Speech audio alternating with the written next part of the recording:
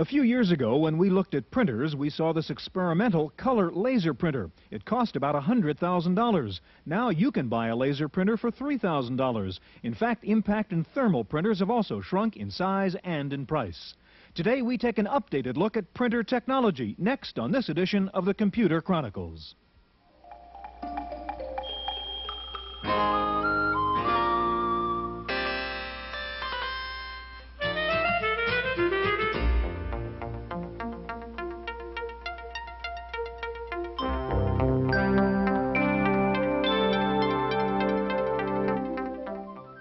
The Computer Chronicles is made possible in part by grants from AFIPS, the American Federation of Information Processing Societies, a non-profit federation of 11 national societies for computer professionals.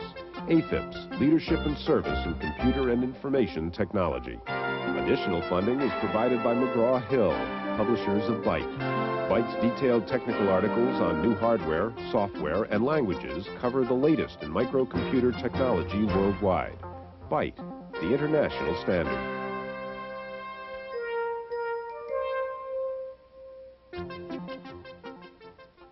Welcome to the Computer Chronicles. I'm Stewart Cheifet, and this is Gary Kildall. Gary, I have this paperback book here, which looks like any other book you might see in a bookstore, except this book was made entirely on a Macintosh and on a laser printer. And there's a big difference between the kind of print we see here and what we're used to seeing from printers a couple of years ago. Now, Gary, a couple of years ago, we did a show on printers, and at that time you told me that progress in printer technology would be very slow because printers depend a lot on mechanics and not on electronics. Were you wrong? Well, we're never going to get over the fact that a printer is where that electronic signal becomes ink on paper, and that's a process that hasn't been helped largely by microchip technology. However, things like laser printers are going to lead to, I think, that affordable high-resolution printer. But now we're asking them to do high-resolution color graphics as well, so that just adds another problem to it. Gary, on today's program, we're going to see the latest in laser printers, in color printers. We'll see the new printers from IBM, and we'll take a look at software packages which help you get the most out of your printer. First of all, we're going to take a look at a company now that does all its publishing in-house because it has a computer and a high-end printer. The effectiveness of a document depends on the visual impact it makes on the reader. As a result, most companies with in-house publishing departments depend heavily on their graphic artists for attractive publications. There are numerous drawbacks to this dependence, like the obvious typewriter look of the text and the tedious manual paste-up of drawings and diagrams. But the rough edges of on-the-spot publishing are getting a lot smoother with the help of new software and a great leap in printer technology. The flexibility of a word processor has been extended to integrate graphics with print-like text for some remarkable results. On this high-resolution screen, an operator can choose from a large number of font sizes and styles and mix them with extensive graphics to create an integrated package. What he sees on the screen matches what comes out of the printer. Data-driven business charts, diagrams, even external artwork and photos can be pasted up with aesthetic precision. While office computers may have reduced the need for some paperwork, the demand for computer-generated hard copy continues to grow. In 1983, 2.5 billion pages of computer printout were produced in the world. By 1989, that figure is expected to grow to over 4 billion pages. As the gap between in-house and professional publishing narrows, the quality of office documents will make it more and more difficult to tell the difference between typewriter and typesetter.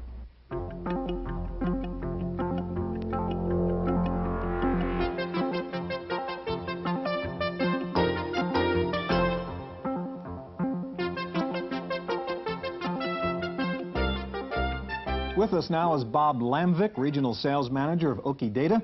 And next to Bob, John Dickinson, Special Projects Editor with PC Magazine. And John was the editor of the magazine's recent special edition on printers.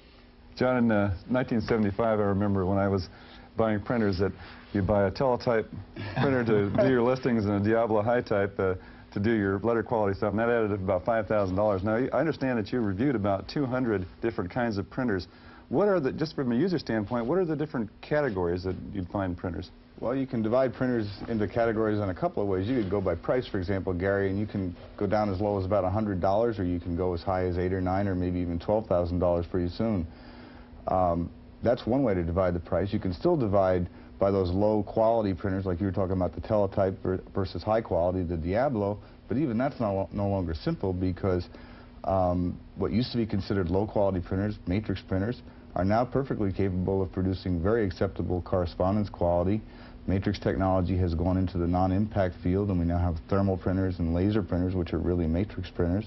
And of course, those Diablo-style printers are still in there, the daisy wheels and thimble printers, and making a big dent in everybody's market. So it's a wide open field.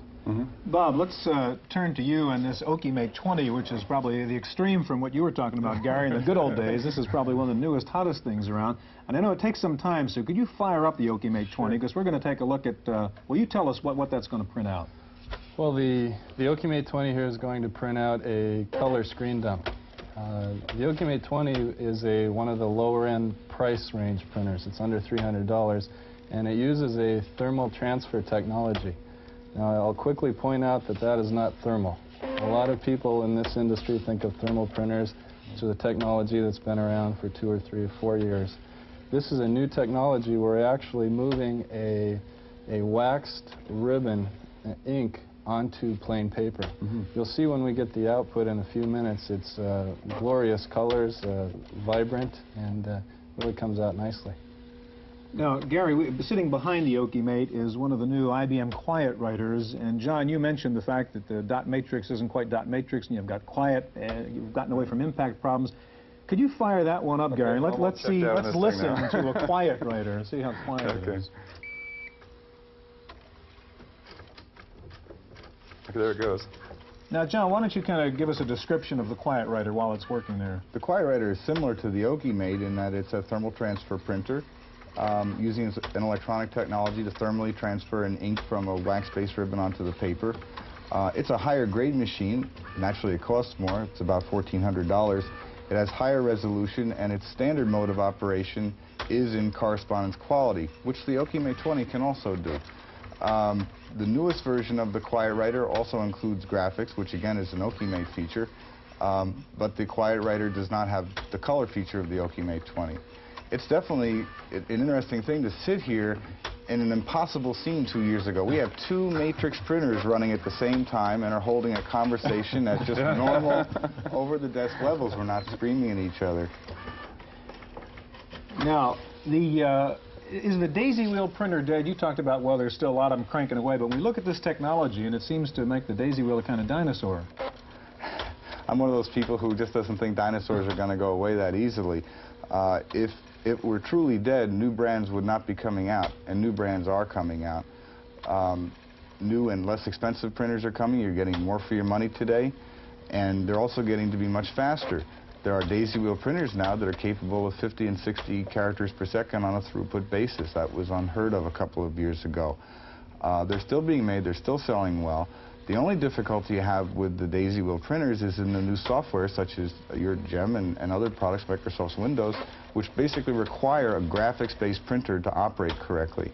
And that's where, if those software packages take off and really do a lot, those printers are in trouble. Okay, now are they going to suffer, even the new printers that say would be adaptable to Windows or GEM or the high-resolution graphics, are they going to be high speed, or are we going to be left with a situation like this where all of our letter quality stuff is going to come out at this rate just because it's graphics based? At the risk of sounding like a wise guy, the answer is yes, because you're going to have a range of speeds and qualities just like you do today. You're also going to have a range of compatibility standards, which will make some printers work better than others with those products. And you're going to have just as many choices and probably just as much confusion in terms of what exactly to buy as you do today. And we'll probably be doing the same thing in 2 years at PC Magazine, where we'll take another 100 printers or 120 or 200, whatever it turns out to be, and work them with more of a graphics orientation probably 2 years down the road than we do now. Bob, there's one question that I have is how important is color in printing? I mean, is it a novelty, or is it something that is really going to be an important part of the future generation? All are going to have color, or is black and white enough? Well, I think it's fair to say that color is an up-and-coming technology, and especially in printers. Prior to, let's say, 1985, the biggest downfall in color graphics on a printer was software compatibility. One of the ways that's been addressed on the OkiMate is the customers purchase a generic printer, and then they buy a personality module which slides in the side of the printer. With the personality module comes 2 diskettes. One is a Learn to Print tutorial diskette. The other is a color screen print utility that's created this output. Let's take a look at the output for a second while we've got it. The color screen print utility is a device that lets you rotate. You can size the object to whatever aspect ratio you're looking for. You can change the colors. And that now is included with the printer. So to summarize it, anything you can get on the screen, you can output on the OcuMate 20 very easily. John, quickly, you had that kind of critic smile when Gary asked his question. What's the short answer to that question from your view? It's a big if. A lot of people keep saying the color printers are really important. I think the OcuMate 20 and its ilk of printers can prove it, because at the kind of price that they're charging for that printer, there's just no excuse not to have one as a second printer.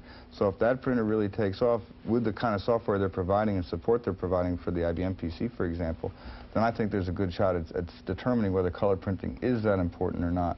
Okay, gentlemen, now in just a minute we're going to see the newest laser printer from Hewlett-Packard, so stay with us.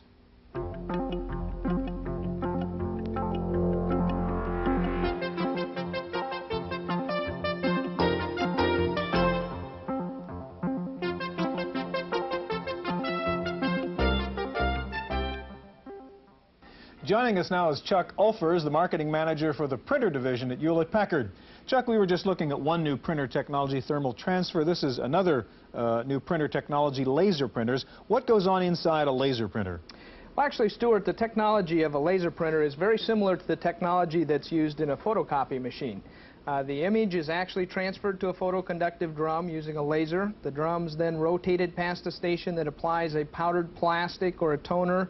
That toner is then transferred to the paper and actually melted or fused into the paper. Chuck, can you get the printer running here and just answer a couple of questions about things like speed, the cost of the machine, the cost of operation, things like that, so we can compare it with the other printers? Sure. The LaserJet is an 8-page per minute device. It sells for $29.95. It prints in either direction on the page. It has the ability to put a number of different fonts on a single page. And what about the cost of, let's say, per page copy? The per page cost is somewhere between 5 and 7 cents. Okay. Now this particular page right here has, I notice, looks just very much like a typeset page. That seems to be one of the big advantages of the laser printer over some of the others. That's correct. Laser printers today have a very high resolution, typically about 300 dots per inch, and that gives us the ability to do very nice artwork and graphics. The print that you see here actually has a number of different sizes of font. It has a graphic, it has proportionally spaced text.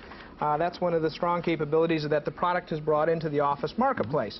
One of the other abilities that it has is the ability to do a form. This one's a very popular one, the 1040 form, which is certainly attractive in the accounting marketplace. We also have the ability to do graphics with this sort of a product. Chuck, I've heard the name of the Canon engine quoted in the context of laser printers. What does Canon have to do with this whole development?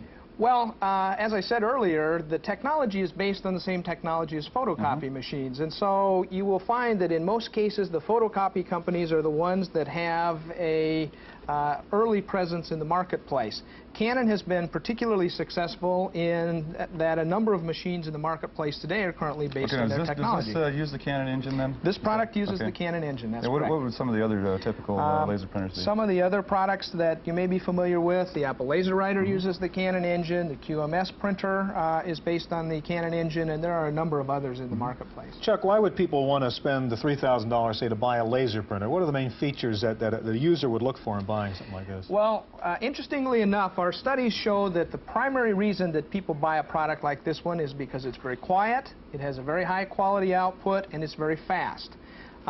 We expect that over time the market will evolve to a more sophisticated appreciation of the graphics capabilities of these products, but certainly in the office, those are the reasons why people buy them. Now, are we going to see a smaller version of this thing for, say, home computers, personal computers, and less cost? I'm sure you will see the technology continue to evolve downward, both in cost and in size. And what time frame would that be? I would expect to see that continue to move down continuously. We actually, this is the second generation of this product. It's less than 18 months old, so I think it'll move rather rapidly. You know, already now, obviously with output like this, the laser printers are radically changing the publishing business and the graphics business. Our reporter Wendy Woods went out and took a look at a graphics house which has nothing but PCs and laser printers. For centuries, the pencil, the ruler, and the knife have been the major graphics tools, until 1 year ago. This is the first shop in the U.S. to exploit the Macintosh, LaserWriter, and PageMaker software by Aldus. TechArt of San Francisco does virtually all its typesetting, from flyers to books, by computer. The computer does the drudgery of paste up and layout, leaving humans to the more creative tasks. You still have to have an eye for design. I see these really more as tools. We're just using different tools, and they're a little faster, and they really take out, from my way of thinking, they really take out more the mundane aspects of traditional techniques. But you still have to pay attention to what you're doing, and in fact, we've had artists here who feel that their illustration capabilities have improved from using the Mac.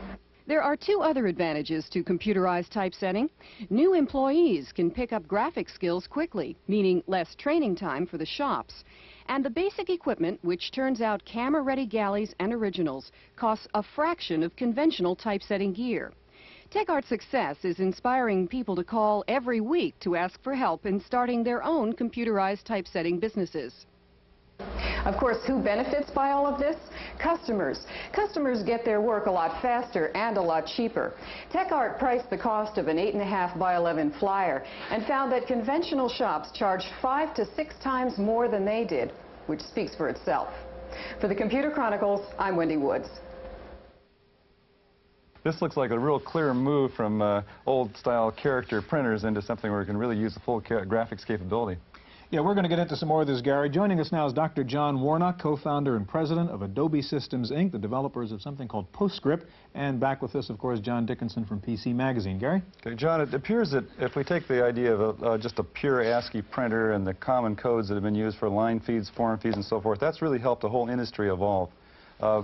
Is around some standards, very simple standards. Now, you've got a product that does that same sort of thing for, let's say, high-resolution graphics laser printers. Is that right? That's right.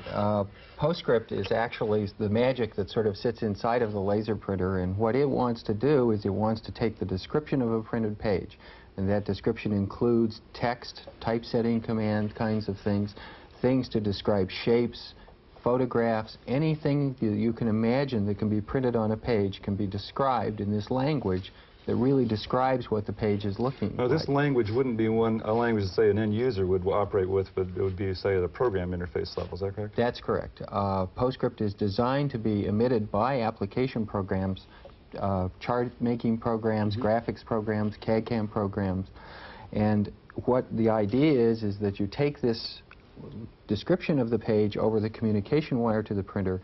That description is interpreted, and actually the marks that are on the paper are determined by that description. Okay, now as long as you get let's say, a wide variety of printer manufacturers that adhere to that, then you're in good shape as far as standards. Is that correct? That's correct. Our company sort of offers the product to a wide variety of printer manufacturers, and we're finding that this is being very well accepted because it is a device-independent description that it can allow many different resolution devices to be driven from the same page description. John, do you think this is a good approach? Oh, yes. The character printers, the standards that you mentioned were the very simple ones, were accepted for a long time, but when it came to things like in print enhancements, bold-facing and underlining and things like that, standards just didn't exist, and it's only recently that we've seen a convergence on 3 or 4 major standards. A product like Adobe has a chance of standardizing lasers before it gets out of control, because even now, for as well accepted as Adobe has been, other vendors such as Hewlett-Packard can and have adopted other standards that are totally different from Adobe, and I have a strange sense that we'll go through the same incompatibility all over again.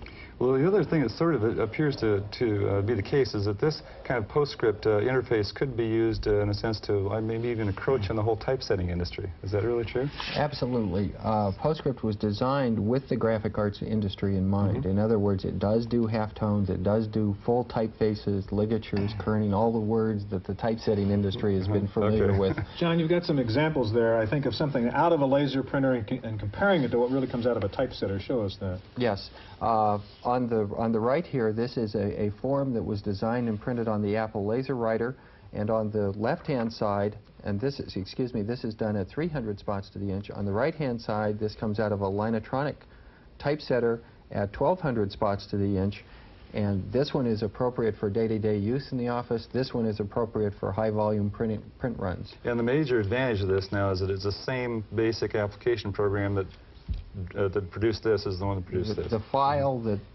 told the printer what to print on this page is identical to the file that told the printer what to print on this page, except they're in an entirely different resolution. John, will we ever see that kind of resolution coming out of a laser printer?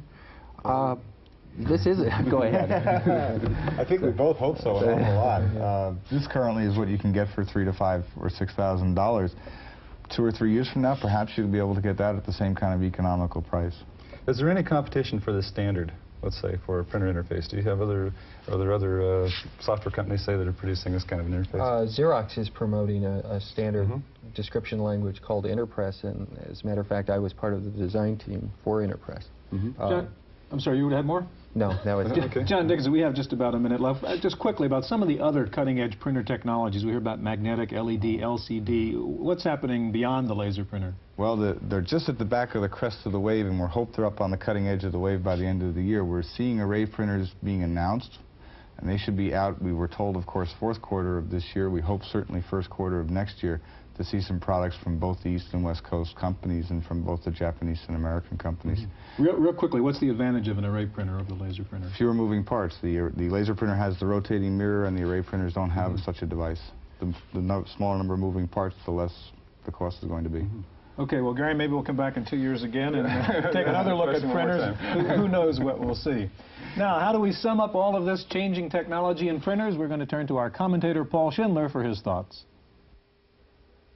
To you or me, a printer. To the computer nerd, a hard copy output device. If we were to look inside, we'd see gears and pulleys. Yes, it's the printer, the last mechanical outpost in an increasingly digital and electronic world. Now, don't get me wrong, I'm as anxious as the next person to move on to some completely electronic output device with no moving parts that'll be as cheap and dependable as all the other components in a computer system.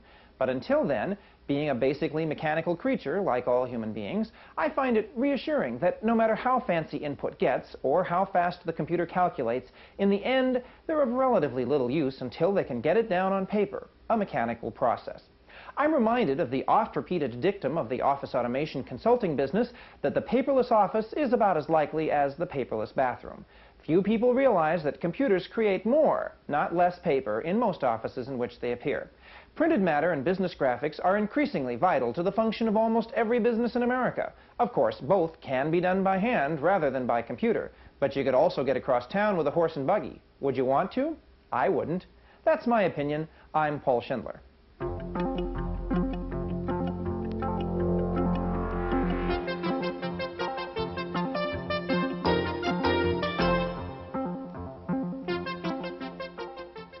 I'm Susan Chase, sitting in for Stewart Cheifet, and the Random Access File this week, Sperry Corporation introduced another PCAT clone. The new Sperry PCIT is faster and offers more memory than the IBM model. It also runs Unix, allowing it to accommodate more users than the PCAT.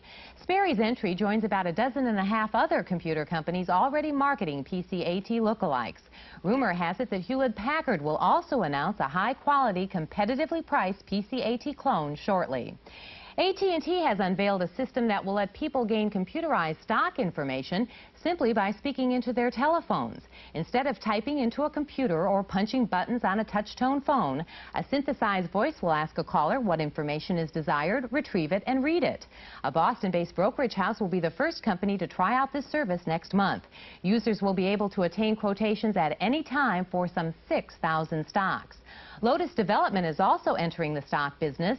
Lotus introduced a new hardware and software package called Signal that gets financial quotes through a radio receiver and stores them in a personal computer. Besides receiving stock quotes, Signal alerts its users to key price movements of a favorite stock with a loud beep, hence the name Signal. Lotus made news with another event this week. A serious flaw has been detected in the new Symphony 1.1 program, leading Lotus to recall all the boxes on the shelves. Lotus became aware of problems after users complained that some data disappeared when they performed common tasks on the program's spreadsheets. Present owners of Symphony will receive a floppy disk next month that will enable them to correct the problem. And now for another colorful review, here's Paul Schindler. Fish bowls are popular for one simple reason. They provide hours of mindless entertainment. Well, this is PC Color. Now, you may say to yourself, just what I need, an electronic fish bowl. Well, I'm not saying anyone's going to rush out and buy a personal computer just to run this program. But whether you use your PC at work or at home, you've surely noticed you can't use it all the time. When you aren't using it, its big empty eye stares at you, just like a dead TV set. In between programs, why not flip on PC Color? I find it soothing and interesting. For you technical types, it stays in text mode, increasing the number of colors it can display. You can make the colors go faster or slower, you can freeze them, and you can change the color scheme. Watch it while you're on the phone. There are two versions of PC Color. If you don't mind copy protection, it's yours for $35. If, like me, you prefer a program you can use, pay $44. Either way, PC Color is a bargain from a firmware in Drexel Hill, Pennsylvania. For the Computer Chronicles, I'm Paul Schindler. Neither Commodore nor Atari will be among the exhibitors at the Consumer Electronics Show in January. Though both are waging an intense battle over consumer dollars, neither plans to participate in the Las Vegas show, which attracts some 50,000 key retailers. Many companies believe that the advent of the computer would be the end of the paper chase. It seems corporate America was wrong. In fact, the American Paper Institute reports that the market for office paper grew over 5% annually from 1972 to 1984, when the move to office automation was in full swing. Some companies say the higher paper consumption is the result of computers making it easier to produce more originals. Finally, for those of you who are frustrated with your Apple II, there's a new product for you. Jeff Raskin of Information Appliance has created a plug-in board called SwiftCard, which simplifies computer operations. There's no startup procedure, no disk to load, and no need for separate word processing programs. Users simply turn on their computers and begin typing. It may not take advantage of the microprocessor, but it certainly beats using your 2E as a plant stand. That's it for this edition of the Computer Chronicles. Tune in again next time.